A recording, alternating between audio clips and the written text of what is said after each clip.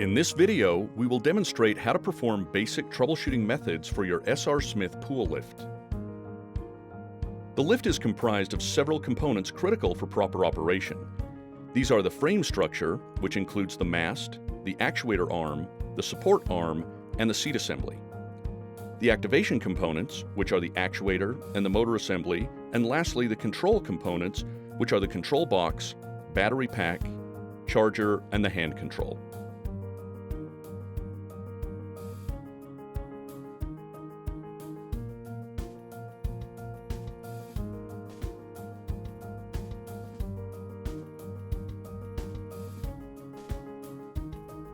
If your SR Smith lift isn't functioning as it should, closely inspect the lift to ensure that everything is connected and has not been unintentionally disabled. Next, check the battery level LEDs on the front of the control box. A fully charged battery pack will illuminate green and above 50% on the LED. If the battery is showing less than 25% and the red LED is lit, do not use the lift, as the battery may not have enough power for a full operation. Remove the lift from service until the battery is fully charged or the battery is replaced with a fully charged unit. It is important to remember to charge the battery when the lift is not in service.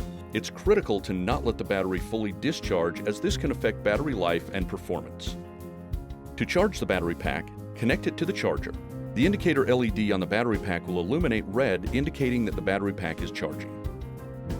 If the LED indicator on the battery pack is showing a flashing red LED when connected to the charger, the battery pack is not functioning properly and needs to be replaced. When the indicator LED is green on the battery pack, it is fully charged. If the battery pack has been discharged too low, or if the battery pack has not been charging for a long period of time, it may have been damaged and require replacement. Should this be the case, the indicator LED may not illuminate at all. Use a multimeter to test the battery by placing the positive probe on the far left terminal and the negative probe on the terminal directly next to it. Any reading below 12 volts will indicate that the battery pack has discharged too much and needs to be replaced. If the battery pack is fully charged and the lift still does not operate, the lift controls need to be checked. First, test the functions of the touchpad by pressing the up and down and left and right control buttons. If the lift operates correctly, test the functions of the hand control.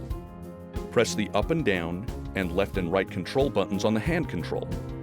If the lift does not operate correctly, the hand control may need to be replaced. To replace the hand control, simply unplug the old hand control from the control box and replace it with a new unit. Make sure the new control is securely connected to the control box. At this point, if the lift still does not operate, the control box is not operational and may need to be replaced. Congratulations, you have completed the Level 1 Basic Troubleshooting video. Please proceed to Level 2 Advanced Troubleshooting video for more information.